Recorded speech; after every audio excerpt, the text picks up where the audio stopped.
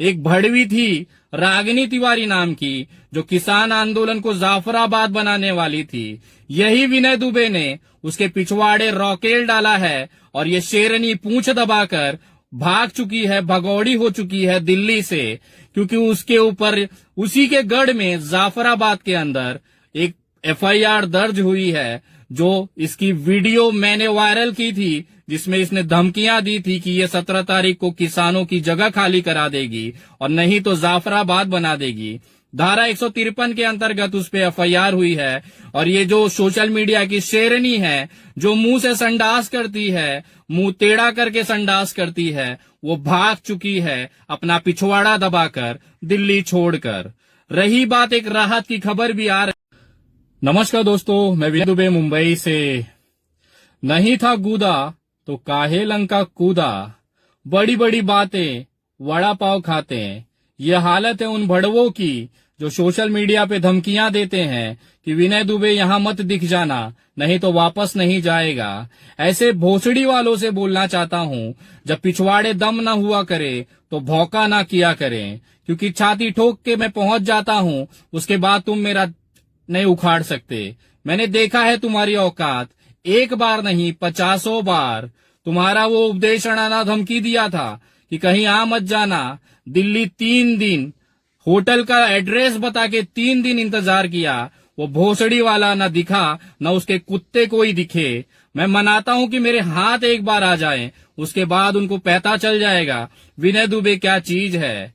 एक भड़वी थी रागिनी तिवारी नाम की, जो किसान आंदोलन को जाफराबाद बनाने वाली थी। यही विनय दुबे ने उसके पिछवाड़े रॉकेल डाला है और ये शेरनी पूंछ दबाकर भाग चुकी है, भगौड़ी हो चुकी है दिल्ली से, क्योंकि उसके ऊपर उसी के गढ़ में जाफराबाद के अंदर एक एफआईआर दर्ज हुई है। जो इसकी वीडियो मैंने वायरल की थी, जिसमें इसने धमकियां दी थी कि ये 17 तारीख को किसानों की जगह खाली करा देगी और नहीं तो जाफराबाद बना देगी।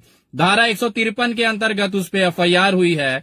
और ये जो सोशल मीडिया की शेरनी है, जो मुंह से संडास करती है, मुंह टेढ़ा करके संडास करती है, वो भाग चुकी है अपना पिछवाड़ा दबाकर दिल्ली छोड़कर।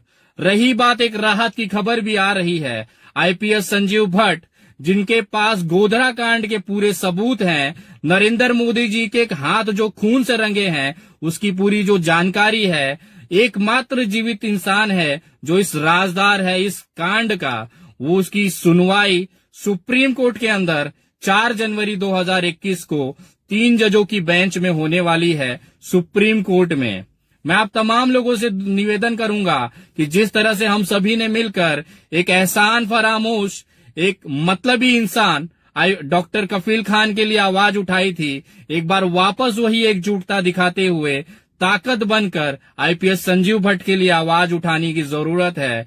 क्योंकि वो मतलबी इंसान तो मतलबी निकला, कहता था कि मैं मेडिकल कैंप करूंगा, किसान आंदोलन चल रहे हैं, 32-33 दिन होने आया।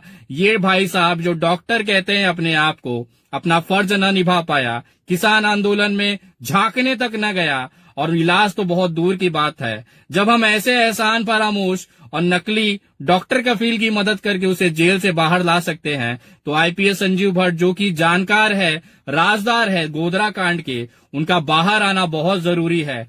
4 जनवरी 2021 तक सोशल मीडिया पे #release_IPS_संजीव_भट्ट, ये हैशटैग 4 जनवरी तक तूफान मचाना चाहिए सोशल मीडिया पर, चाहे वो ट्विटर हो, चाहे इंस्टाग्राम हो, चाहे फेसबुक हो।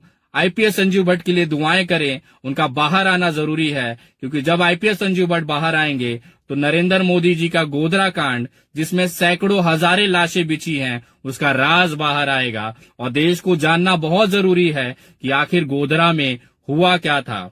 जिन तमाम लोगों का मैं धन्यवाद करना चाहूंगा जिन्होंने किसान आंदोलन में आर्थिक मदद भेजी, और उसी का नतीजा है कि 10 कुंटल चावल, 2 कुंटल दाल और करीबन 100 लीटर दूध प्रतिदिन सिंघू बॉर्डर और टिकरी बॉर्डर पे वहां पे लग रहे लंगरों में दिया जा रहा है।